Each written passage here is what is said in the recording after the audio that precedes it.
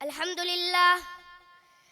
لله وكفى والسلام على عباده الذين اصطفى أما بعد فأعوذ بالله من الشيطان الرجيم بسم الله الرحمن الرحيم لا إكراه في الدين صدق اللہ العظیم۔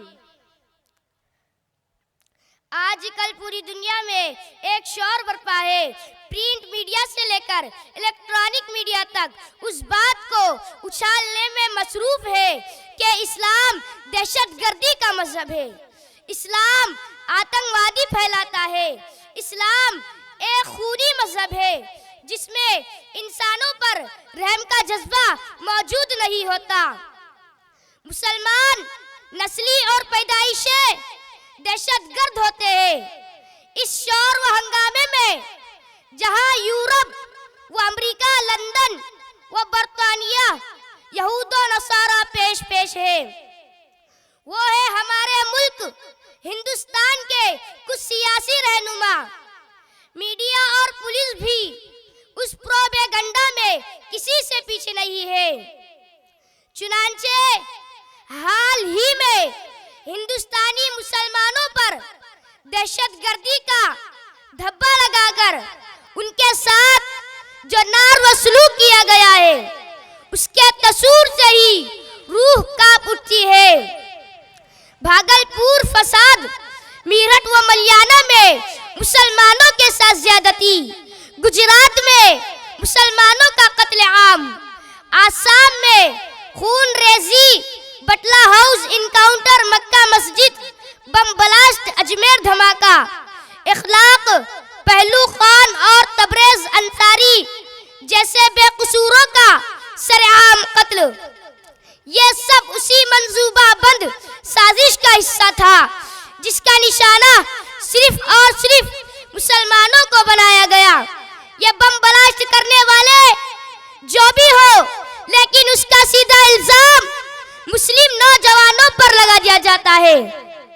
اس پر ترا یہ کہ ہمارے ملک کا اندھا میڈیا بنا تحقیق خون مرچ مسالہ لگا کر دن بھر انہی جھوٹی خبروں کو نشر کرتا رہتا ہے۔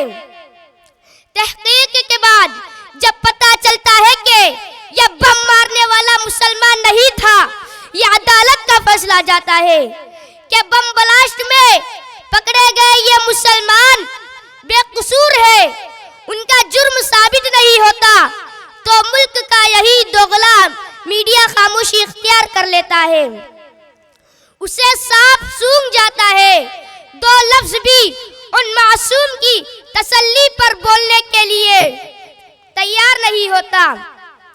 میڈیا کی اسی دو رخی پالیسی کا نتیجہ ہے کہ آج ہزاروں بے قصور مسلمان جیل کی سلاخوں میں بند ہے اور ان کی فریاد سننے والا کوئی بھی نہیں ہے۔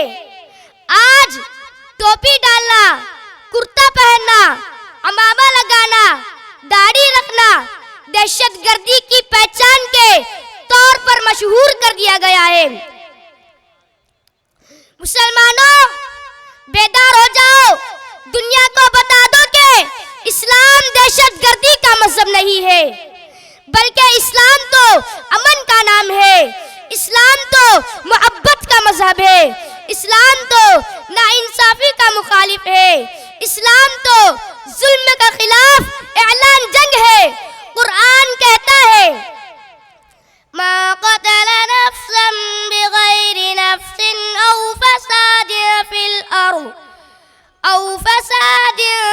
الأرض فكأنما قتل الناس جميعا ومن أحياها فكأنما أحيا الناس جميعا صدق اللہ العظیم۔ یعنی جس نے کسی جان کو بلا قصور، کسی جان کے مارے بغیر اور زمین میں فساد پھیلائے بغیر کسی کا قتل کرتا ہے، گویا اس نے سارے انسانوں کو قتل کر ڈالا، اور جس نے ایک جان کو بچا لیا، گویا اس نے سارے انسانوں کو بچا لیا۔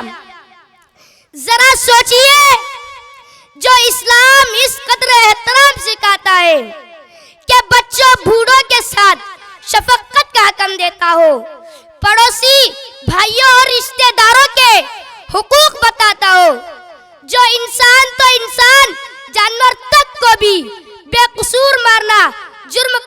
چاہتا ہوں.